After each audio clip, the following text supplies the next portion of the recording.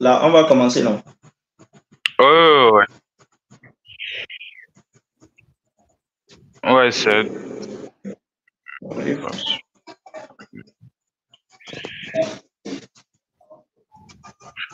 Mon prof. Comment? Oui, je vous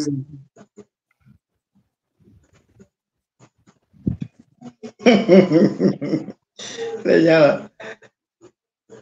Hmm. Comment il est? Il est là-bas comme un chef, là. Ouais, il pose des questions.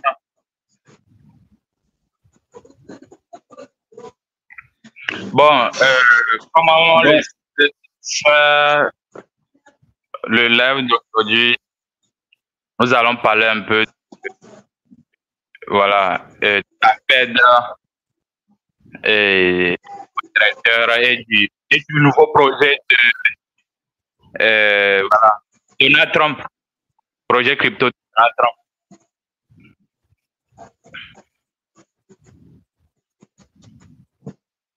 Oui, bien évidemment.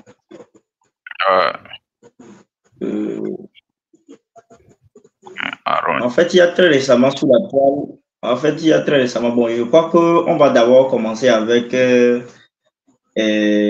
l'histoire de la Fed, hein, parce que c'est le plus éminent tout à l'heure, parce que c'est demain justement, demain mercredi, que nous allons voir un peu est-ce que le marché ira sur la Lune ou bien ça redescendra sur la Terre.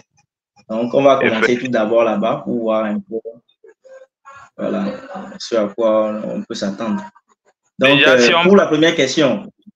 Oui, si on peut se rappeler, un peu ce que c'est que la fête. Bon, les petits thèmes techniques là, au directeur, dans au moins 7 pour que voilà, les auditeurs puissent être dans le bain, quoi. Ouais, vraiment, vraiment. Il y a ça aussi. Bon, tu parles bien, bon, je prends la parole. Non, tu peux aller. Oui. Et pour faire très simple, bien pour faire court, la Fed, c'est en fait la Federal Reserve. Si on parle de, bon, c'est peut-être que je vais en anglais, c'est la Réserve fédérale des États-Unis.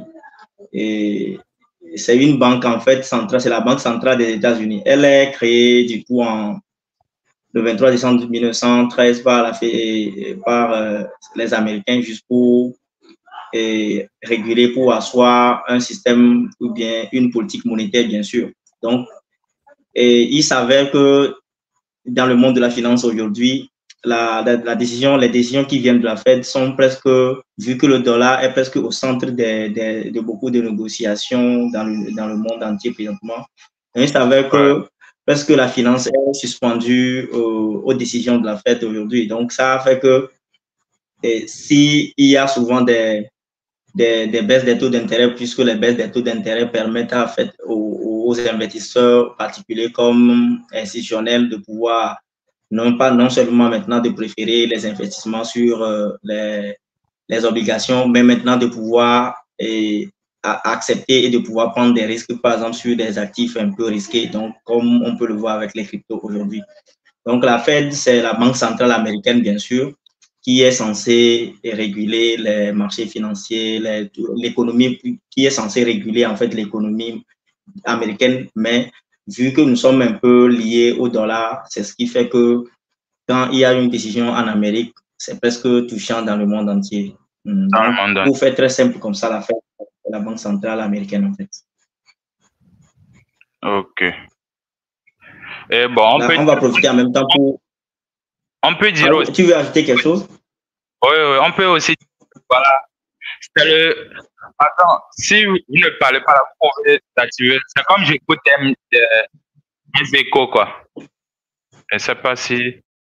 On est professeur, chat. Ton micro... Mais là-bas.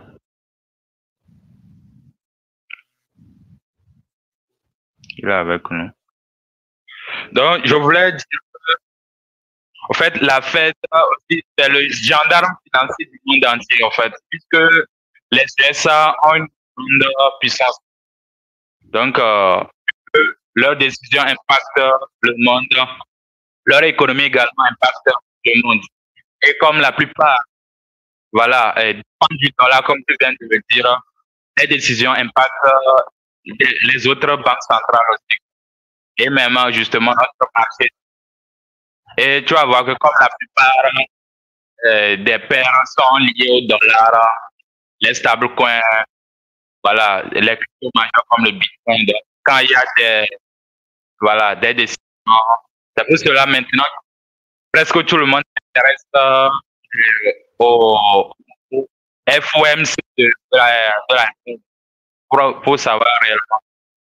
Parce qu'avant, c'était juste ceux qui étaient sur le Forex ou bien le marché traditionnel qui s'intéressaient à ça.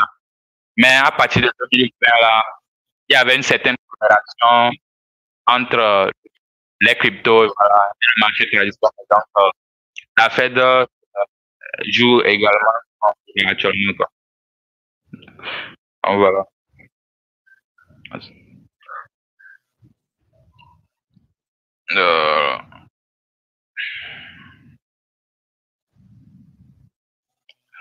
Active le micro.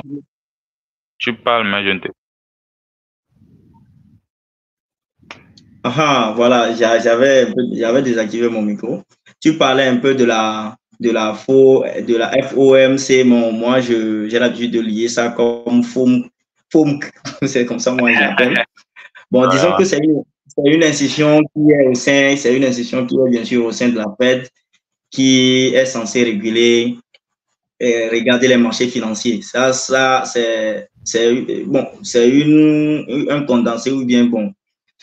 Et c'est pas comment dire, c'est la Federal Open Market Committee en fait. Donc, pour ceux qui n'ont pas peut-être la définition plus claire. Donc, c'est un peu ça. Donc, il s'avère que la prochaine réunion, bon, la prochaine réunion de la dite Fed se tiendra lieu à partir du 17 et 17 bien du 18 plutôt, le 18 septembre, c'est-à-dire demain, ça. C'est-à-dire demain. Donc, comment est-ce que vous voyez, est-ce que, bon, il y a beaucoup plus de spéculateurs, beaucoup d'influenceurs ou bien de personnes, de personnes importantes dans la finance qui parlent un peu, ou bien de traders qui parlent un peu du fait que si on descend les taux d'intérêt, on rabaisse les taux d'intérêt au niveau de 50 ou bien 25 trucs, ça va beaucoup plus donner plus d'enthousiasme sur le marché financier aujourd'hui, surtout sur les crypto-monnaies et autres là. Donc, comment est-ce que vous voyez? Est-ce que c'est bon de rabaisser jusqu'à ce... Est-ce que ça peut être bullish pour les marchés crypto? N'est-ce pas peut-être la campagne, bien la campagne présidentielle des USA pourrait peut-être aussi être un bâton dans les roues des marchés ou bien des crypto-monnaies aujourd'hui? Ouais. Déjà, on doit savoir que la Fed aussi a intérêt à bien faire pour que les marchés se comportent bien. Déjà, lors de leur dernière sortie, on voit que il y a beaucoup d'incertitudes. Eux-mêmes, ils ne sont pas décidés sur leurs décisions. Souvent, on sort sur des résultats comme quoi, voilà, ils n'ont pas de taux d'intérêt. Mais à partir de septembre en allant, les gens sont en train de viser sur le fait qu'ils vont pouvoir changer quelque chose. Et voilà, bon, la plupart anticipent une baisse. Si ce n'est pas demain, à moins à partir d'octobre, là, on doit sentir. Parce que, vous êtes d'accord avec moi, si les marchés ne se comportent pas bien, voilà, les élections se vont prendre compte. Ça, c'est clair. Donc, je pense, moi, personnellement, je pense que la Fed va vouloir faire quelque chose qui peut aussi avantager voilà, le marché en fait. En tout cas, c'est pour cela qu'elle est là. On ne peut pas dire que voilà, elle est là pour endommager les choses. Quand il y a l'instant, eux, ils viennent pour atténuer les choses. Même si on sait que l'impression, parce qu'on ne peut pas aussi battre l'inflation avec une autre inflation. Mais on sait que c'est avec ça qu'on peut, voilà, permettre au marché de pouvoir évoluer. Parce que c'est ça. Ouais, ouais.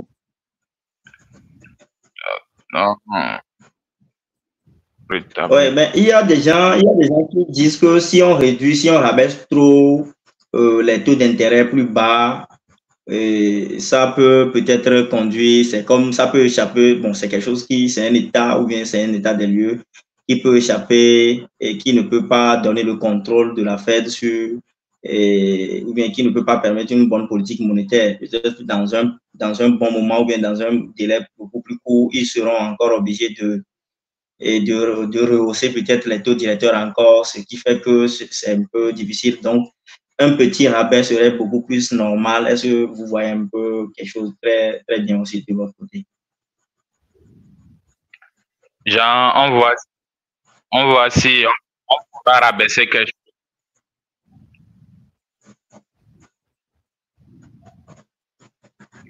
Allô? J'ai du mal à t'entendre. Oui, ça va? Tu as également des échos chez toi? Pardon? Tu as des échos chez toi quand tu parles? Non, que j'ai des écouteurs ou bien quoi? Non, des échos quand tu parles, est-ce que tu te entends? Oui, bien sûr. Ok, là c'est un problème. Donc, bon, comme on le disait, en fait, la Fed a intérêt en fait, à pouvoir revoir les taux directeurs. Déjà, c'est quoi les taux directeurs? Peut-être les qui vont vouloir venir nous suivre. Les taux directeurs sont les taux auxquels voilà, les banques centrales paient de l'argent aux banques commerciales. Et si ces taux sont favorables aussi, voilà, les banques centrales, commerciales pardon, vont à leur tour aussi favoriser les fonctions de prêt aux institutionnels et aux particuliers, ce qui va faire que les gens vont pouvoir prêter de l'argent pour prendre des risques sur les marchés, lancer les entreprises. Donc, je pense que, voilà, moi, je suis dans une perspective oui, Oui, vas-y. Oui, je vais ajouter quelque chose. Comme tu viens de me rappeler même quelque chose, parce que peut-être quand on était en train de parler, on a dû ne pas bien expliquer les détails, certains détails concernant un peu la Fed. Donc, la plupart des gens ou bien des nouveaux qui viennent aujourd'hui sur le marché ne vont pas comprendre aussi grand chose sur ce sujet, mais il va falloir, c'est notre tâche maintenant de les expliquer pour que ça puisse être plus clair comme l'eau de roche en fait.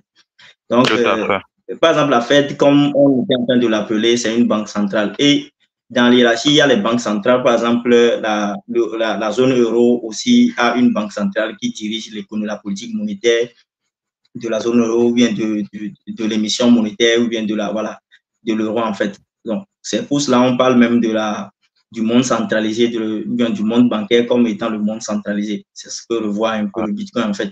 Donc, par exemple, la Fed, c'est la réserve fédérale qui fait la politique monétaire, bien sûr.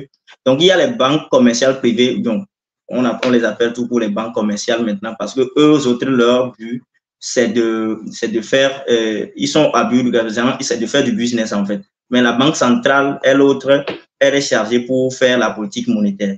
Donc, quand on parle de rabais ou bien de taux directeur, tout ça là, c'est en fait, c'est seulement les banques centrales qui font ces genres de politique pour permettre plutôt à des banques commerciales privées, parce que nous, en tant que particuliers, par exemple, nous ne pouvons pas faire des opérations directes avec les banques centrales, par exemple. Donc, c'est ce qui donne lieu, par exemple, à un débat où on sait que maintenant, les banques commerciales privées peuvent maintenant faire assez de choses plutôt que ce qui se passait auparavant. Je ne sais pas si vous voyez. Donc, les particuliers autres maintenant peuvent maintenant faire assez de prêts, ou bien comment je vais le dire, d'emprunt auprès des banques commerciales afin de pouvoir, parce que les gens, dans un moment donné, quand il y a la hausse des taux d'intérêt, tout ça là, les gens ne pouvaient pas prendre des risques pour investir dans les actifs un peu risqués comme la crypto, tout ça là. Mais maintenant, ils préfèrent dans ce moment les obligations. Bon, je peux, peut-être, je vais un peu expliquer les obligations. Ce sont des actifs qu'on prend sur des temps. En fait, ça prend peut-être, vous pouvez investir peut-être 10 000 $ sur peut-être un actif, bon, à travers peut-être une banque ou bien votre, je sais pas, le mot m'échappe. Et là, vous percevez des intérêts, bien sûr, sur votre investissement jusqu'à peut-être plus de 10 ans, 20 ans, tout ça là. Donc, c'est un peu trop sûr. Maintenant, avec les cryptos, vous pouvez peut-être investir 10 000 $, bien sûr, mais vous pouvez faire en un mois ou bien en 2 mois, en 3 mois, vous pouvez faire assez de plus-value. Au même moment, vous pouvez aussi perdre. Donc, c'est un peu plus risqué. C'est pourquoi on parle des actifs un peu risqués en ce sens. Donc, maintenant, comme il y a le rabais, comme il y aura le rabais. Oui, les obligations sont... Voilà, il y a les obligations, bien sûr, mais les gens ne vont plus maintenant trop préférer les obligations parce qu'ils voient un peu de potentiel de pouvoir, parce que les taux d'intérêt seront très bas. Donc, c'est facile de pouvoir, quand tu fais des prêts ou bien quand tu fais des emprunts, tu peux maintenant rembourser facilement. Tu n'auras pas trop de sueur sur le front avant de pouvoir rembourser. Ce sera facile, puisque si tu arrives à faire assez de gains significatifs, et là, ce sera facile de pouvoir faire des remboursements très facilement. Donc, c'est un peu ce qu'on attend de la Fed si demain il y a le rabais des taux d'intérêt. Je crois même que le signal est déjà presque sur le marché. D'habitude, on parle de celle de buy de rumors, celle de news. Donc, le marché est en train de se presser également tout à l'heure. Donc, oui, voilà, le marché est en train de se presser tout à l'heure. Le Bitcoin aussi était, à ce matin, moi, je l'ai vu à 57 000 $, mais je vois déjà que et c'est déjà au-delà des 60 000 $. Et à 17 h comme ça, ou bien 18 h comme. Actuellement, elle est dans les presque 61 000 $. Ah, vous voyez un peu, non? Donc, c'est que ce sont des nouvelles qui donnent aussi plus de parfum dans la crypto. Donc, les gens se disent, ah, quand il y aura la hausse, ce qui a dit qu'il y aura peut-être beaucoup plus d'institutionnels ou bien beaucoup plus d'entreprises qui vont s'intéresser à la chose crypto ou bien aux investissements sur les crypto-actifs. Donc, pourquoi ne pas prendre des positions beaucoup plus vite avant que les institutions, les grands, les whales viennent sur le marché? D'autres whales plutôt, puisqu'il y a déjà des whales, bien sûr. Mais il faut que je prenne d'abord mes positions avant que les autres ne viennent. Donc, c'est ce qui crée un peu un sentiment d'euphorie. Bon, on ne sait pas si ce sentiment va conduire vers comment appelle-t-on, la fameuse phase euphorique dont on s'attendait depuis un bon moment. Tout à fait. Est-ce que vous voyez, est-ce que ça peut nous conduire là-bas? Mon prof. Déjà, ah, ok. Ah, j'ai oublié. Oh, vous pouvez intervenir en l'attendant. Vous-même, vous savez que moi, je suis là pour apprendre de la part des boss. Qu'est-ce que tu dis? Tu as quelque chose à dire? Non, pas pour le moment. Avancez. Moi, le côté qui va m'intéresser, c'est... Bon, vous-même, vous le savez. Avançons pour le moment. Bon, historiquement, on sait que voilà, la baisse des taux d'intérêt est un coup du plein marché. Quand en 2020, la Fed avait baissé, plutôt au Covid, voilà, la Fed avait baissé les taux directeurs. On a vu ce qui s'est passé juste après 2020. Et n'oublions pas aussi on avait le même scénario des élections. Et 4 ans après, on est encore des élections. Donc, ça va beaucoup jouer sur ce côté. Et je pense que qui dit baisse des taux directeurs dit, voilà, les favorisations, comment on va dire ça, les entreprises, les institutionnels, les particuliers seront favorisés. Et les gens vont prendre plus de risques. Parce que dans le moment... Oui, parce que c'est facile. C'est facile, justement. Puisque les taux ne sont pas trop, les taux ne sont pas trop high, voilà. Justement. Donc, dans la mesure où on a des conditions de prêt favorables, les gens vont vouloir prendre Et on sait sur quoi les gens vont pouvoir investir pour faire des multiples. Oui. Donc, moi, je pense que selon l'histoire, voilà. On dit l'histoire ne se répète pas, mais bon, ça peut rimer aussi. Donc, je pense que la baisse, voilà, des taux d'intérêt sera très favorable. Voilà, d'accord. Oh, bon, c'est ce que nous espérons tous parce que c'est le sentiment qui est en train de se dégager présentement sur le marché. Chacun s'attend au fait que s'il y a la baisse des taux d'intérêt demain, ce sera un signal très bullish. Mais on ne sait pas encore parce que il y a une question que je me pose. Est-ce qu'on va devoir faire un petit retour? Parce que souvent, quand il y a des news comme ça, ce sont le marché se price un peu d'avance. Donc, ça fait que peut-être le jour de la news même, le marché recule un peu d'un pas. Peut-être qu'on sera obligé d'aller connaître encore un dernier plus bas avant de reprendre en fait les hostilités ou bien avant la tempête en fait. Donc, je ne sais pas si vous voyez est-ce qu'avec la position actuelle du Bitcoin, avec les actifs, ou bon, avec les cryptos, les autres cryptos actifs, est-ce que nous allons peut-être revenir un peu en avant, même peut-être plus après cette baisse des taux d'intérêt, est-ce que nous allons peut-être faire un petit décalage en arrière pour mieux sauter? Est-ce que vous pouvez voir ça? Est-ce que c'est envisageable quand même? Oui, c'est tout à fait normal. Vu que... Oui, vas-y.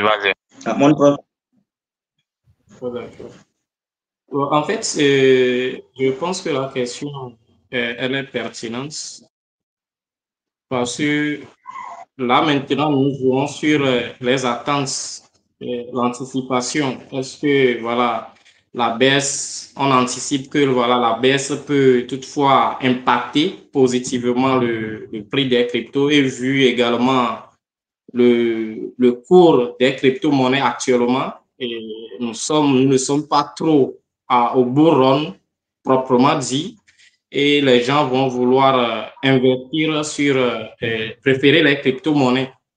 Mais il y a une chose qu'on doit toucher, c'est qu'on peut toutefois, parce qu'actuellement, par anticipation, le prix du Bitcoin est en train de monter. On est en train de voir ça en même temps.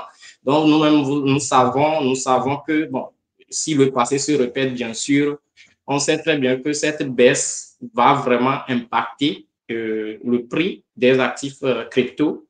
Mais on peut toutefois espérer une baisse parce qu'il faut qu'on le rappelle, il faut qu'on le sache très bien que les institutionnels et les banques, quelles qu'en soient les prédictions que nous allons faire, et les grosses institutions sont là pour du business. Il y en aura des gens qui vont vouloir acheter du Bitcoin par anticipation et se faire des profits à court terme et revendre, voilà, et se faire des profits à court terme. Par contre, il y en aura certains qui vont vouloir choper sur la news et profiter, holder leurs actifs pour un certain temps avant de revendre. Donc, on peut toutefois espérer de manière générale une petite baisse avant de rebondir après cette baisse-là, selon mon point de vue. Bon, si le passé se répète... Là, espérons que... Bon.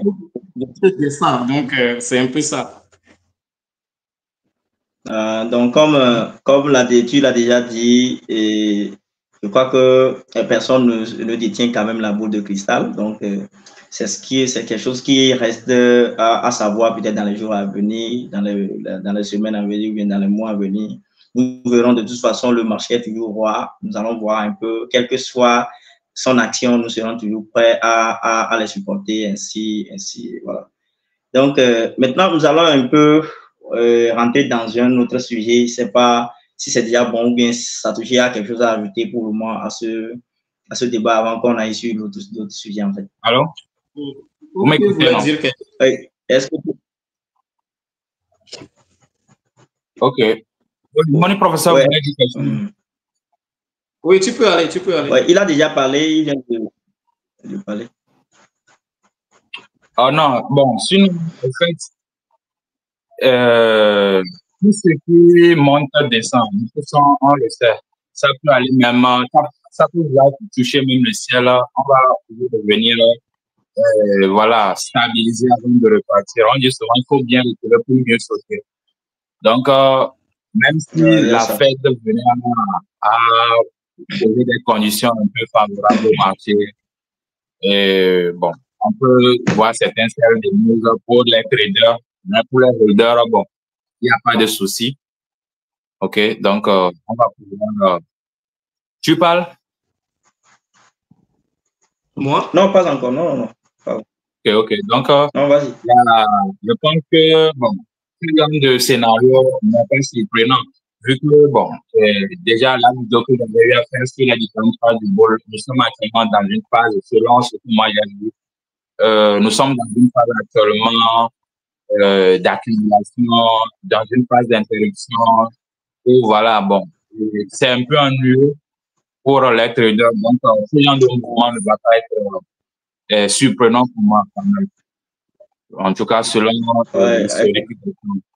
justement. Donc, je pense que effectivement, dans les semaines, effectivement, dans les semaines ou bien dans le mois dernier, c'était vraiment un peu très molle, bien très passif sur le marché. C'était vraiment les vacances, mais vous voyez que déjà il y a les rentrées et dans le 29 prochain, c'est la sortie d'un cerveau ou bien d'un acteur majeur de l'écosystème blockchain crypto, CZ, l'ex PDG de Binance, fondateur de Binance, la plateforme mondiale voilà, d'échange d'actifs de crypto. Donc, ce sera peut-être encore un signal bullish parce que c'est encore une victoire contre le système financier traditionnel ou bien contre la justice avec portant dans le dos le motif de crypto, voilà, donc du monde que nous envisageons dans le futur que nous envisageons, bien sûr. Donc, et tout ça là, ça rentre un peu dans les facteurs qui peuvent occasionner ou bien qui peuvent occasionner plutôt ce mouvement haussier dont nous espérons depuis un bon moment donné. Donc, et déjà, il y a Mastercard aussi. Bon, vous savez qu'avec ah oui, non, tout est planifié. C'est justement, tout a été organisé jusque pour que le moment fatidique ou bien le moment même, quand c'est arrivé, vous allez voir peut-être des histoires, tout comme Mastercard qui vient encore de lancer aussi sa 4 et crypto, tout ça là. Donc, ça va commencer par pleuvoir. Vous allez entendre celui-ci vient, et puis, du coup, on sait quand il rentre, mais on ne sait pas quand il sort. C'est la fameuse, comment on appelle-t-on? Adage de Aristide, de cliquer pour gagner, il a l'habitude de le dire. On sait quand il rentre, mais on ne sait pas quand il sort. Donc, Donald Trump, la famille de Donald Trump qui lance aussi, la famille de Donald Trump qui lance une crypto qui sera basée qui sera dans le secteur de la DeFi et qui sera comme, je ne sais pas si ce sera comme les AAV ou bien les Compound ou bien autres actifs, bien autres plateformes qui mettent en place qui amène peut-être la finance qui est centralisée, bien sûr, sur la blockchain dont nous avons l'habitude de parler de la finance décentralisée, bien sûr. Donc, je ne sais pas si ce sera comme eux ou bien ce sera comme un peu de la spéculation juste pour profiter du boule, ou bien pour garantir, ou pour amener le leader Donald Trump lui-même à la tête de l'État américain aujourd'hui. Comment est-ce que vous voyez un peu cette news? Est-ce que ce sera vraiment du sérieux? Du projet World Libertify. Voilà. Ah oui, bien sûr. World Financial, World Liberty Finance. Finance, voilà. C'est un projet de finance décentralisée. Mais si vous avez des questions, n'hésitez pas de les mettre dans les commentaires. Voilà, parce que voilà, on va aussi. Ils sont en train de suivre le match. Parce que... Ils vont se faire sur le match parce que demander cette priorité. On va pas. Ouais, bien sûr. Bon, en fait, et donc, je ne sais pas. Vas-y. Je ne sais pas. Est-ce que la question que moi, personnellement, je dois poser avant de rebondir, c'est de savoir est-ce que cette crypto-monnaie de la DeFi sera accessible à tout le monde ou bien ça sera restreint? aux citoyens, seulement qu'aux citoyens américains? En fait, selon les informations que moi j'ai actuellement, en tout cas sur leur Twitter, ils sont en train d'organiser une pre-sale. Mais le problème, c'est que le token ne sera pas tradable ou bien non transférable. Ça sera juste un token de gouvernance. Je ne sais pas s'ils vont par après rendre tradable le token ou bien ils vont rendre justement le token transférable, parce que en tant qu'investisseur, moi, je ne comprends pas comment est-ce qu'on peut, voilà, on peut arriver à vouloir investir dans un truc qu'on ne pourra pas vendre après. Est-ce que, bon, ça fait logique? Mais là, le token ne sera pas transférable quand même. Ils ont 60% réservé pour la pre-sale. Voilà, et je pense que la est-ce qu'on n'est pas en train de revivre... Oui. Est-ce qu'on n'est pas en train de revivre peut-être un système à la Centrafrique, par exemple? Centrafrique, la Centrafrique. Bon, en fait, non. Bon, je sais pas. En fait, les informations qui sont à ma portée, par exemple, moi, j'ai commencé par comprendre que c'est une guerre, en fait. C'est une autre guerre, une autre façon, une autre guerre qui s'éclate, en fait. Parce que aujourd'hui, ça tremble côté économie mondiale, en fait. Qui va prendre le dessus? Genre, il y a les BRICS qui sont là, les BRICS plutôt, les BRICS plus qui sont là, avec leur état d'esprit, avec leur mouvement de pouvoir aussi et concurrencer le monde, le système qui était déjà là. Donc, Donald Trump, dans cette dit, même avec, bon, je ne sais pas si c'est Donald Trump même qui est le PDG ou bien le fondateur de la crypto, ou bien du projet, ou bien c'est ses enfants seulement. Donc, selon les thèmes de Donald Trump, ou bien les thèmes de ses enfants, voilà, ils veulent promouvoir, par exemple, ils veulent faire en sorte que, vous savez aujourd'hui que les stablecoins aujourd'hui sont en majorité, les stablecoins qui sont créés, qui sont dans la blockchain aujourd'hui sont beaucoup plus adossés au dollar. Donc, les stablecoins, la plupart des stablecoins qui circulent sur la blockchain sont adossés au dollar. Donc, et je vois que Elon Musk, Donald Trump et ses enfants veulent que la plupart des stablecoins qui vont circuler sur les marchés ou bien qui vont prendre la part du marché sur les actifs, bien sûr, dans le monde de la cryptosphère, soit les stablecoins adossés seulement au dollar. Donc, ils veulent prendre de la place dans ce monde-là qui est de la cryptosphère, comme ce fut le cas de l'hégémonie du dollar depuis la nuit des temps. Je ne sais pas si vous voyez un peu ce que je veux dire. Donc, ils veulent passer par une plateforme, bon, du nom de la DeFi, du nom de la liberté, bon, ils ne veulent pas créer une CBDC juste pour aliéner les citoyens, tout ça là. Mais si on voit un peu ce qui se passe, c'est une politique en fait. C'est pour cela, j'ai vu une analyse aujourd'hui qui faisait comprendre que si Donald Trump n'est pas élu président, parce que bon, c'est un scénario en fait, que s'il est élu président, par exemple, il peut exercer, bien sûr que les États-Unis d'Amérique ne sont pas comme chez nous ici où le président veut que ce soit A et puis ce sera A. Mais il peut exercer un peu une pression sur la nouvelle présidence de la SEC pour pouvoir, parce que vous savez que c'est dans la vie de la SEC de ne pas valider ces genres de projets. Donc, il peut exercer un peu son pouvoir, un peu faire la pression sur la nouvelle présidente de la SEC qu'il va nommer, bien sûr, de valider ce projet à ce que le projet soit vraiment ait une ampleur grandiose.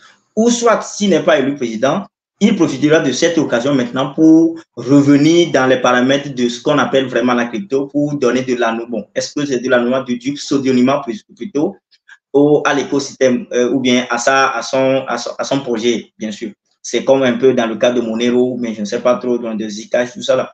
Donc, il va maintenant renforcer ce projet-là pour que ça soit vraiment, parce que ça devient que il n'est plus président maintenant, il peut maintenant promouvoir le projet d'une autre manière, parce que c'est deux scénarios en fait envisageables. Je ne sais pas si vous voyez ce que je veux dire.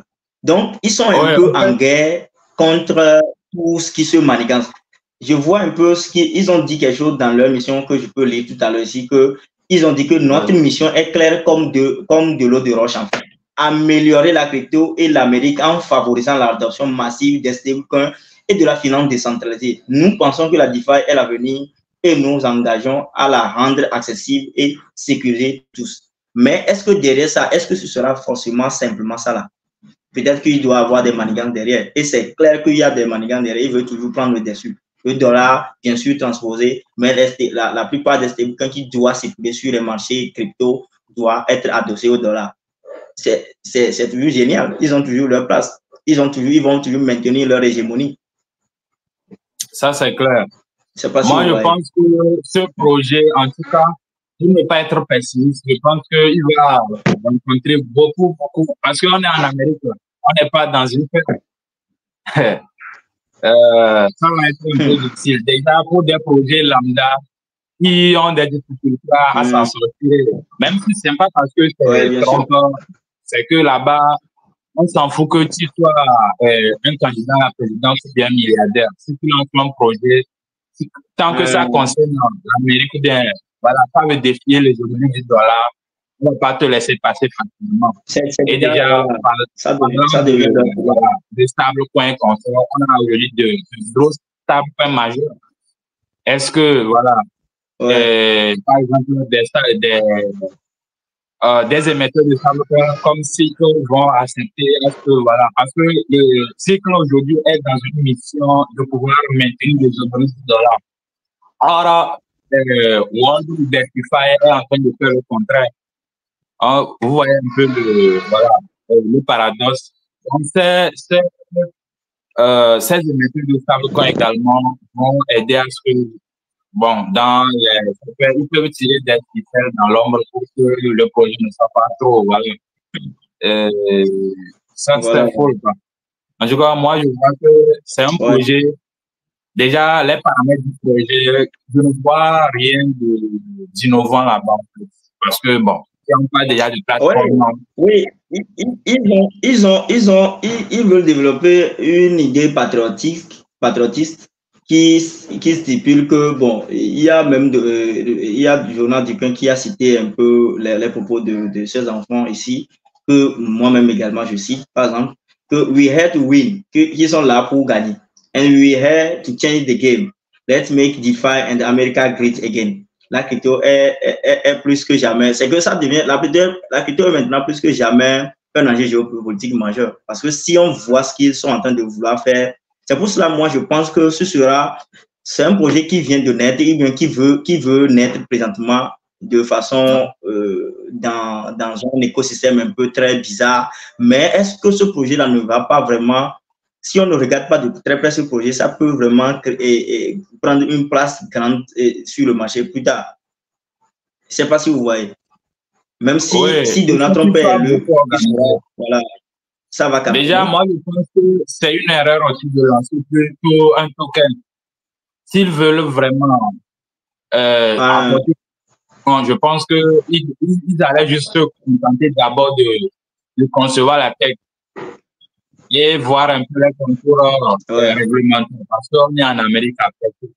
Et la plupart de l'équipe, je pense qu'ils sont basés en Amérique. Et le fait de vendre des tokens au public, je pense qu'eux-mêmes, ils savent un peu les conséquences. Donc, ils doivent vraiment mettre bas la terre pour pouvoir mieux faire tout ça. Parce que prendre un projet lambda pour pouvoir concurrencer le dollar, déjà, les briques aussi se sont lancés depuis des mois, même des années maintenant, qui sont en train de vouloir combattre le dollar. On n'a pas encore vu l'issue de cela. Et c'est pas un projet quelconque qui va être déployé rapidement sur Ethereum en ERC20 on va venir concurrencer le dollar. Donc, il faut voir ce là. Et comme je le disais tantôt, ce genre de solutions, des protocoles de finance décentralisés comme Aave propose déjà ce genre de solutions, même mieux. Donc, bon, même, c'est comme ils sont en train d'apprendre que... Ils vont dire qu'ils veulent proposer encore beaucoup plus mieux. Il faut imaginer aussi qu'il y a un président de l'Amérique. Vous savez qu'aujourd'hui, comme on l'a commencé dans le live, vous savez que le dollar ou bien l'hégémonie américaine est presque au centre. Et c'est ce que dit même Donald Trump, qu'il veut mettre qui veut faire de l'Amérique le cœur même de la crypto-monnaie et du Bitcoin. Donc, je ne sais pas si vous voyez un peu ce que je veux dire. Si, par exemple, un président élu en Amérique, le président de l'Amérique dit que ce projet, c'est le meilleur projet, bon, déjà, toutes les politiques seront mises en œuvre, en fait, pour favoriser ce projet. Vous savez, déjà, même la déclaration même va faire que même peut-être, il ne sera pas, ce projet ne va pas faire grand-chose puisque les AAV ou bien les campons, tout ça là, mais déjà, la publicité qu'il y aura derrière ce projet fera que le projet sera très vite adopté et même l'annonce même simplement va faire que peut-être AAV va chuter du prix, campons, tout ça là vont chuter du prix au détriment d'un World Liberty Finance, d'un token de World Liberty Finance qui va pomper plutôt. Vous savez ce que la marmaille qui se fait dans l'écosystème également tout à l'heure. Ce qui se passe dans le marché, c'est pas... Déjà, le projet aussi a aussi un certain gros soutien. Je pense que hier, le 16 septembre même, Donald Trump était dans un space de Twitter où il y avait plus de 1,2 million de personnes, de spectateurs qui ont rejoint le live. Donc, je vois qu'il y a beaucoup d'intérêt. Donc, vous imaginez un peu? Bon, parlant de AAV, je pense qu'ils sont en train de travailler en collaboration avec AAV. Hein. Bon, c'est pas vraiment des concurrents. Oui. Mais, justement, oui, j'ai vu ça. Bon, tout ça, là, ça fait partie des politiques de collaboration. Justement. Oui, vas-y. Oui, en fait, moi, je suis pour le fait que, bon, selon leur idéologie, ils ne veulent pas combattre les nouvelles technologies, mais faire faire l'unicité, en fait, avec les nouvelles technologies afin de pouvoir développer l'Amérique. Moi, je suis pour cette idéologie-là. Mais je ne sais pas. Bon, je pense que vous avez des paramètres. Mais je sais qu'on peut déjà faire des investigations sur ces côtés-là. Parce que le fait de rendre accessible l'investissement au monde, je suis en train de remarquer que c'est le cas. Et en plus de ça, c'est très bien leur projet. Mais est-ce qu'on ne doit pas poser des questions et aller plus loin et de voir, est-ce que ce n'est pas une mafia politique? Parce que nous-mêmes, nous savons que voilà, les politiciens, voilà, ils sont capables de tout pour accéder au pouvoir. Est-ce que ce n'est pas une mafia politique? Oui, ça peut être juste des promesses, mais c'est que... Vas-y. Il faut garder, voilà, par rapport aux questions de l'adoption des nouvelles technologies, notamment les crypto-monnaies, moi, je pense plutôt que pour qu'on parle vraiment d'une adoption venant d'un État ou bien d'un politicien, je pense que si un politicien adopte une monnaie déjà établie ou peut-être ils font certaines modifications adaptables à leur réalité, je pense que c'est là on peut parler d'une adoption parce que nous savons qu'aujourd'hui, le domaine est devenu du business. Chacun se lève et fait des promesses de tout genre. Donc, si on veut prendre un exemple palpable, normalement, le président du El Salvador pouvait également de son côté lancer un projet. Bon, je ne dis pas que les autres présidents n'ont qu'à faire de la même façon que lui, mais il a eu l'idée d'adopter le Bitcoin comme moyen de paiement ou bien comme monnaie, comme monnaie étatique aujourd'hui, comme monnaie du El Salvador. Et aujourd'hui, c'est le premier pays à adopter le Bitcoin comme moyen de paiement. Il pouvait également venir créer un hub et de la crypto, quoi. Bon. Et comme vous le dites, vous étiez en train de le dire, il y a déjà des protocoles comme AAV et beaucoup de protocoles de DeFi qui sont là. Mais pourquoi il a plutôt préféré de créer une autre monnaie? est-ce que c'est pas bon? Est-ce que actuellement, on est en train de chercher de l'argent parce qu'il est déjà milliardaire. Mais les milliardaires n'ont pas souvent aussi pitié de nous. Est-ce que c'est pas une manipulation politique? Et bon, est-ce que nous vivement que ce projet, on va pas souhaiter que ce projet échoue quand même, mais de mon côté, ce que je veux faire, c'est d'espérer, de prier que le projet prenne de l'ampleur et puisse réussir. Voilà. Encore. Il y a quelque chose que je suis en train de voir. Il y a quelque chose que je suis en train de voir. Pourquoi depuis là? Parce qu'il y a une grande vérité et 98% de ce que tu viens de dire, moi-même j'ai l'habitude de le dire. Il y a beaucoup, 90% de projets sur le marché, ou bien bon, aujourd'hui, qui n'ont pas raison d'être, par exemple. Parce qu'il y a des plateformes, par exemple, qui pouvaient juste créer la technologie pour implémenter juste le Bitcoin comme étant soit un moyen de paiement ou bien soit au cœur même de la plateforme pour pouvoir peut-être promouvoir la DeFi et tout ça. Mais vous savez que, par exemple, un État ne peut pas peut-être s'appuyer juste sur une monnaie qui n'est pas peut-être la sienne, parce que ce ne sera pas une monnaie étatique, qui ne peut pas peut-être un peu contrôler en fait. Parce que Bitcoin, c'est la monnaie de l'univers. Vous savez un peu, la monnaie du monde entier. Donc, est-ce que le El Salvador, quand ils ont adopté Bitcoin là, est-ce qu'ils n'auront pas besoin forcément aussi d'une autre monnaie? Ce que moi je veux dire, c'est que par exemple Donald Trump n'est pas dans une poursuite de créer une CBDC ou bien de créer une monnaie qui va peut-être rivaliser le Bitcoin.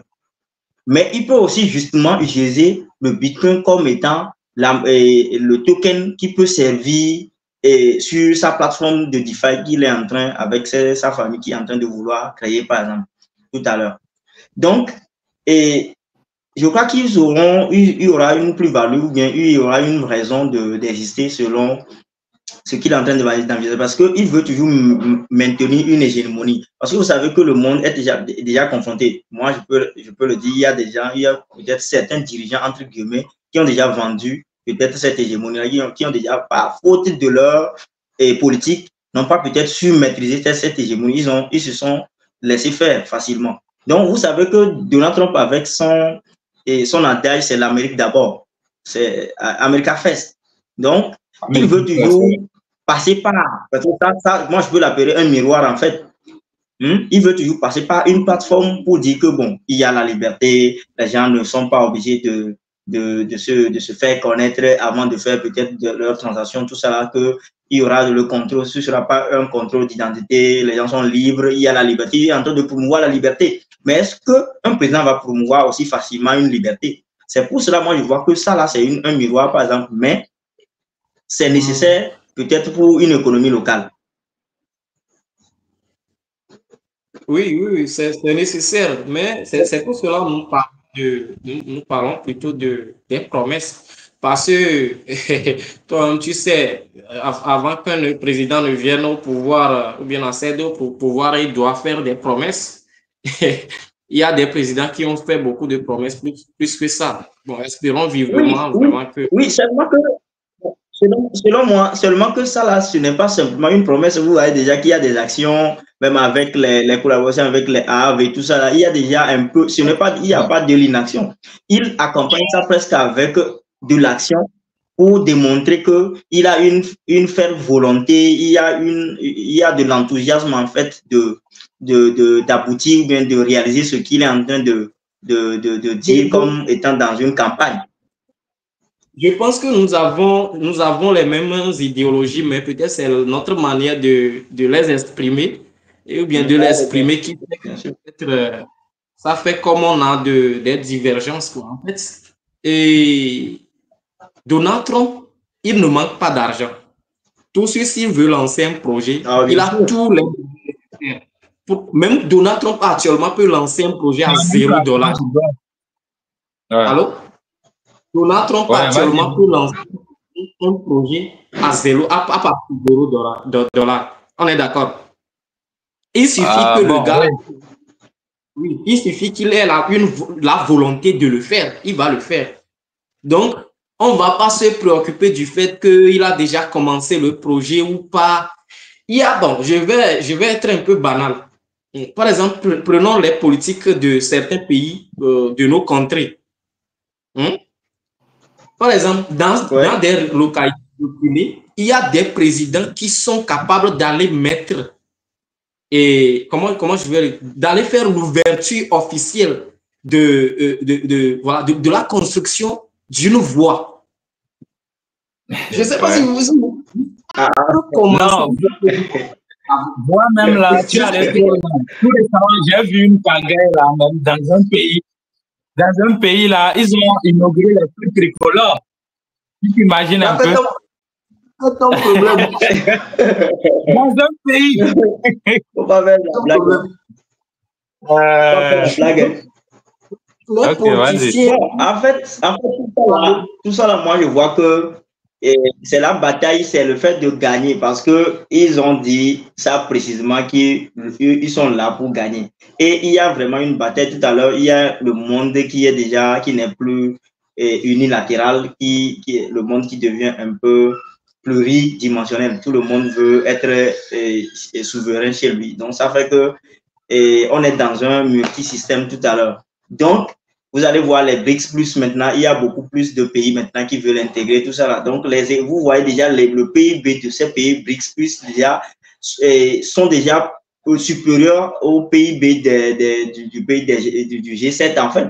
Donc, déjà, on voit que il y a le basculement du monde. Le monde est en train de basculer tout à l'heure. Donc, ils veulent maintenant résister.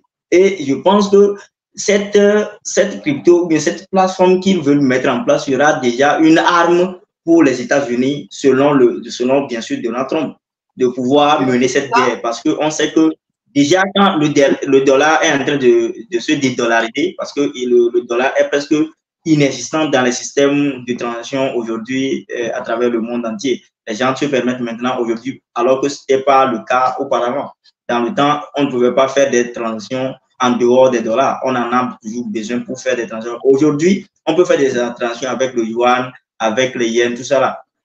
Donc, Donald Trump étant en train de voir tout ça là, il est tellement très furieux et il est en train de mener toutes les démarches pour voir s'il peut peut-être apporter, il essaie de faire une autre campagne du monde en fait. Et ça là, c'est dans une stratégie inclusive, c'est de pouvoir nous amener vers les USA. C'est d'abord, avec nos énergies, lui supporter comme étant le président qui est le bienfaiteur. Parce qu'aujourd'hui, nous aimons tous presque, entre guillemets, le président dont on dit qu'il est en train de bousiller le monde, qu'il veut lancer peut-être la bombe atomique.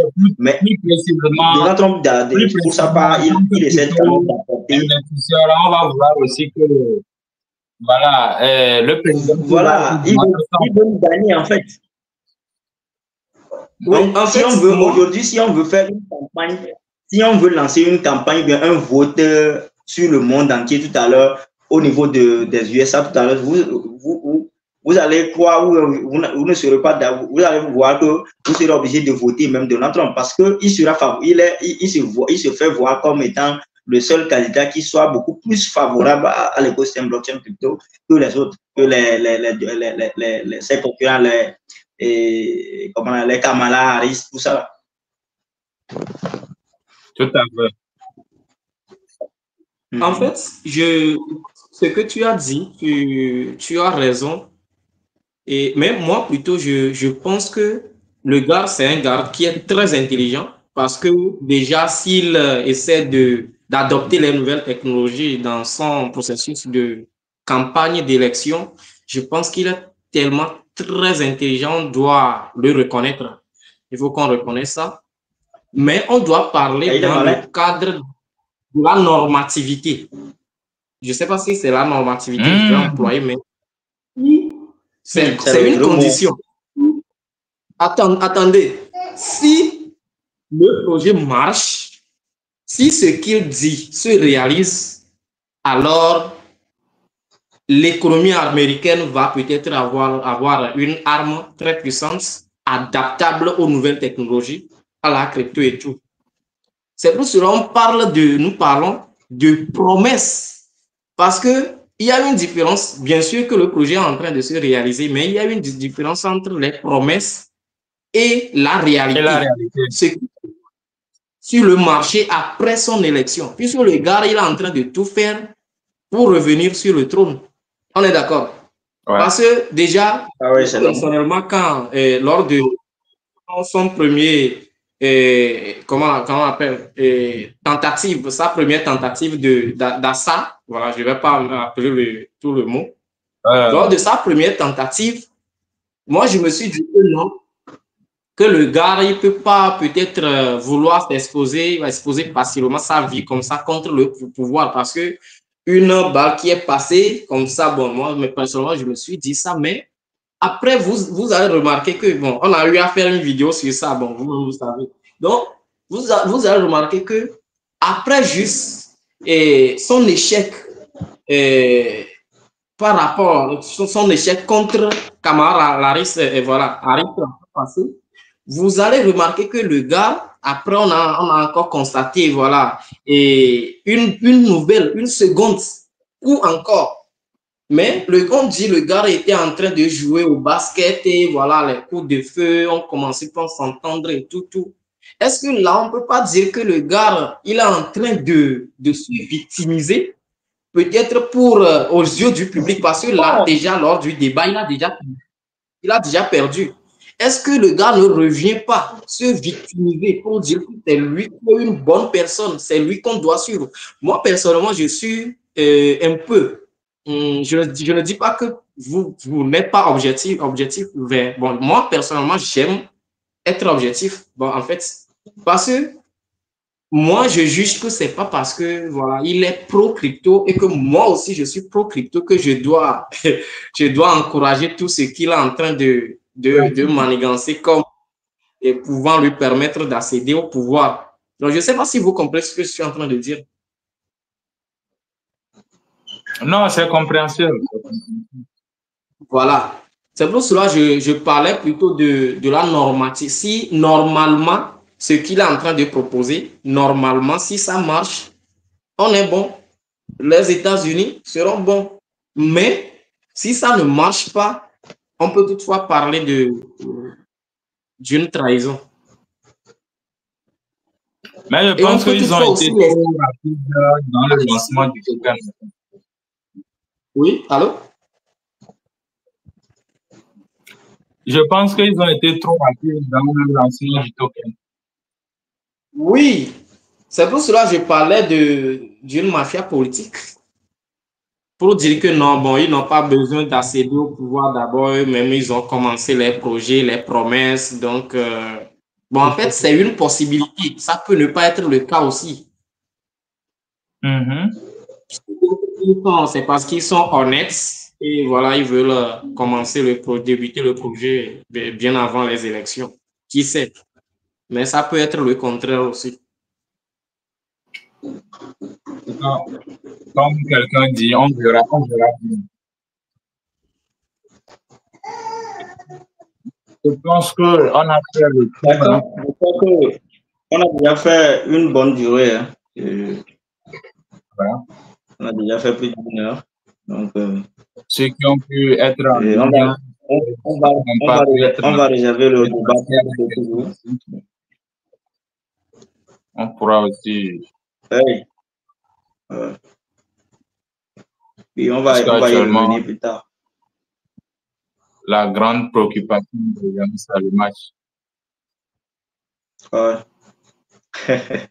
Les gens sont confrontés pour la match aujourd'hui, donc ils ne sont pas là. Déjà, est-ce qu'on a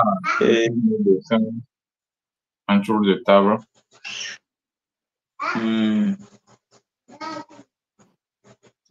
Là, je crois que si on n'a pas grand-chose à dire, parce qu'on va pouvoir reporter maintenant le débat, on met ça comme ça, on remercie les quelques peu spectateurs qui sont déjà là, qui sont là quand même. Ouais. Il y a les lives YouTube, je pense qu'on doit les faire régulièrement pour que les gens sachent que nous faisons également des lives. Parce que la plupart... Ah oui, voilà. Avec les vidéos, les shorts, or YouTube aussi également les lives. Donc, ouais. Je pense que chaque semaine, là, on va se forcer de faire des sujets avec le temps aussi. Les gens vont plus découvrir cela. Donc voilà. Ok, bon. Ouais. On va se retrouver dans nos différents canaux.